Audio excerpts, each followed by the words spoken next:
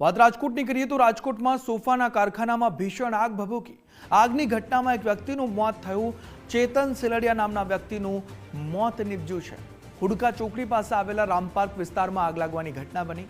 Short સર્કિટના કારણે સોફાના કારખાનામાં આગ લાગી। આગની ઘટનાને લઈને ફાયર બ્રિગેડ ઘટના સ્થળે પહોંચી ગયું છે।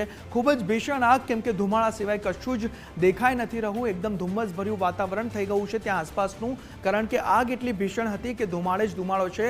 અને દુઃખદ વાત એ કે આ જે ઘટના છે તેમાં એક વ્યક્તિનું મોત થઈ ગયું છે।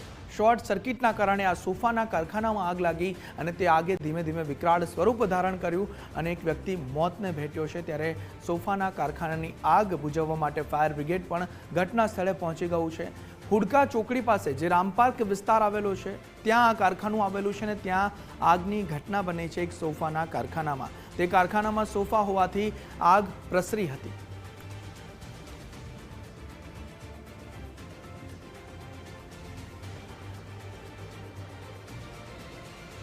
સોફાના કારખાનામાં જે આગ લાગી હતી તેમાં એક પાર્ટનર છે તેમનું મોત થયું છે। જે માલિક છે તેમની સાથે વાત કરશું। તેઓ શું આખી ઘટના શું બની? ચેતનભાઈ છે મારા પાર્ટનર હતા, શ્રીહરિ સોફા અને ઉત્તમ સોફામાં કરી। અને આગ અચાનક લાગેલી હતી। એ વોશરૂમ ગયા હતા, પણ ધુમાડો જેટલો થઈ ગયો છે તો એ શ્વાસ લેવામાં એને આ ઘટના બની ગઈ। અંદાજિત કેટલા વાગ્યા લાગ્યા હતા? કેટલા લોકો કામ કરતા હતા? અત્યારે એમાં હાલમાં 4 લોકો કામ કરતા હતા। એ એક આવેલા હતા, કારખાનું ખોલીને હજી વોશરૂમ કરવા ગયા હતા। કોઈ આગ લાગવાનું કઈ કારણ તમને ખબર પડી? ક્યાંથી અચાનક આવી રીતના ધુવાડો નીકળ્યો કે એવું કઈ ખાસ? ના, ખ્યાલ નથી। હું હજી આવતો હતો રસ્તામાં, ત્યારે મને કોલ આવેલો કે આવું ઘટના બની છે। તમે પણ ત્યાં કારખાનામાં જ કામ કરો? ના, હું તો હાજરમાં હતો, ટૂંકમાં આગ લાગી ત્યારે। કેવી રીતના આગ એ આગ તો અચાનક ની લાગી ગઈ હતી, પણ ફાયર સેફ્ટી વાળા અંદર નહોતા જતા, ધુમાડો હતો એના હિસાબે। 10:30 વાગે ફાયર સેફ્ટીને આપણે કોલ કરેલો હતો। 10:30 વાગે આપણે ફાયર સેફ્ટીને કોલ કરેલો હતો।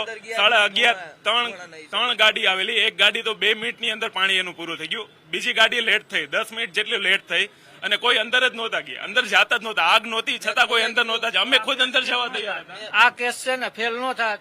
ફાયર બ્રિગેડ વાળા જો ઓક્સિજનના બાટલા લઈને આવ્યા ને ત્યાં કલાક વહી ગઈ, ત્યાં તો કેસ ફેલ થઈ ગયો। પહેલી વાર ત્યારે ઓક્સિજનના બાટલા નતા એવું હતું?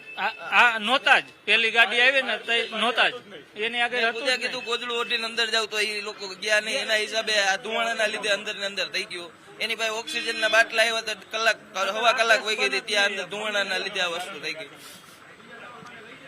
તો આ જે રીતના વાત કરીએ, પરિવાર છે અત્યારે ગમગીની છે। ફાયર બ્રિગેડ છે તે લેટ આવ્યું તો પણ જ્યારે ઓક્સિજનના બાટલા જે હોવા જોઈએ તો ન હોવાના કારણે એક વ્યક્તિનો જીવ ગયા હોવાનો પરિવારનો આક્ષેપ છે। એટલે કહી શકાય કે જો સાથે જ ઓક્સિજનના બાટલા લઈને આવ્યા હોત ને તો પાણીનો મારો ચલાવ્યો હોત તો એક વ્યક્તિનો જીવ બચત તેવું પરિવારજનો કહી રહ્યા છે।